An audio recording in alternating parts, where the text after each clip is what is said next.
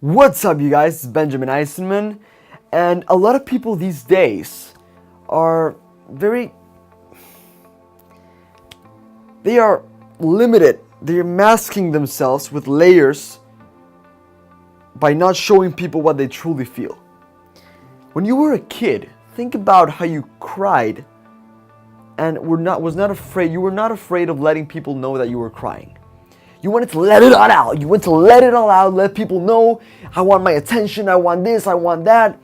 You're crying, you want things, you need food, you need shelter. Kids are innocent. They don't care about what people think that much as adults. At least at a certain age, right? And they just do what they do. They cry, they play, they explore. You know, that's kids. When we grow older, we become so accustomed to the fact that people are judging us from all the places, and we know that we mask ourselves. We stop crying in public. We stop showing our emotions. We start lowering the vulnerability. And I'm going to explain to you what I mean by vulnerability a little bit later. And we start masking ourselves with putting on masks, pretending we're other people, pretending we feel this way when we're not, admitting that you're feeling that way, you're feeling sad, you're feeling angry, you're feeling, not so comfortable at the moment, creates what is called vulnerability. This is what it is, okay? You have a right to cry. You have a right to have flaws. You have a right to make mistakes, which are actually not mistakes, but lessons to learn.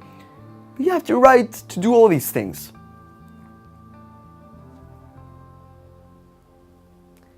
And so, what I invite you to do is to try two things that have worked for me, and hopefully they work for you too.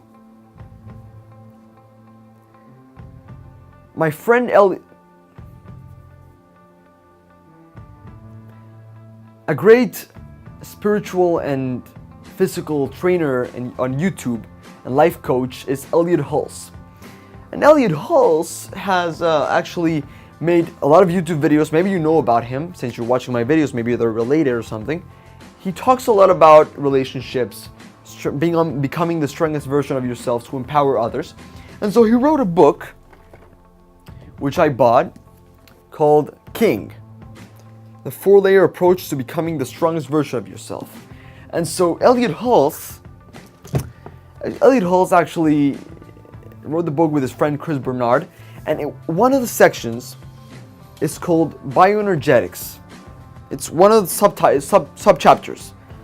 And so in some of his videos, he has been talking about bioenergetics and how this is an active approach to letting out emotions. Letting out emotions, because that's what we do. We discharge. We charge and we discharge. That's how we work. Human beings take light, bring out light. We give light because we're God. We are a part of God. That's the purest expression of our souls. But in order to have peace and harmony, Elliot Hulse says that you should also discharge those feelings, discharge those thoughts, those emotions.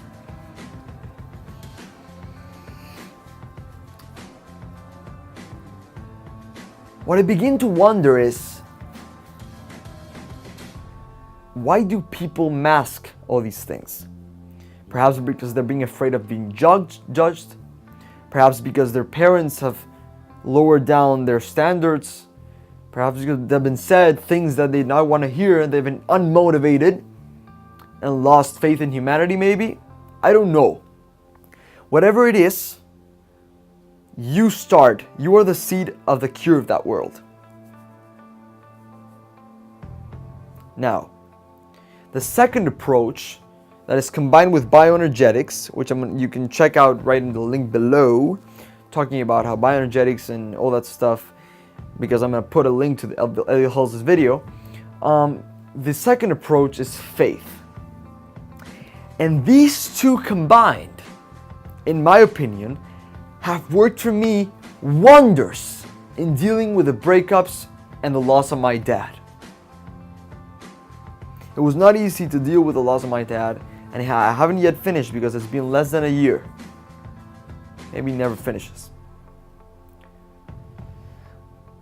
But faith has a very, very beautiful concept in my Judaism that basically states that all of that happens is good because God is good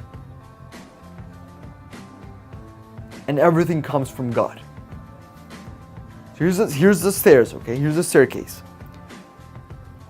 Everything that happens comes from God. And since God is good, everything that comes is good and happens and has happened. This is a very, really challenging concept to really internalize and understand. But you can actually maximize the possibilities of being in a faithful state of mind, as well as doing your best effort, and at the same time accepting things as they are and flowing with life, and also becoming aware that you're not a human, you're not superhuman, and you need to process those emotions. You need to express those. So what do? Is you study and practice faith by literally saying things out loud when something either good or apparently bad happens to you.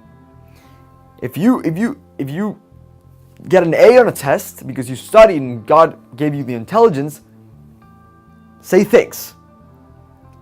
Be thankful. But if you crash your car, also be thankful. This is a very high level, but if you manage to at least pull, you drop your sandwich, someone stepped on your shoe and you're pissed, you stepped on poop or something, I don't know.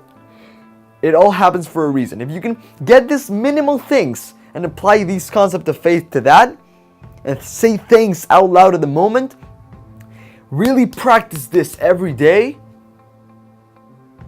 and along with expressing your emotions with bioenergetics, sitting in a room alone, screaming, crying, really expressing all that really, the stuff that's surrounding us, the things that people are saying, the news, women killing their child, parents abducting, whatever it is. Just, that's your way to deal with it. It's faith, bioenergetics, which is the release of emotions, faith, gratitude, bioenergetics,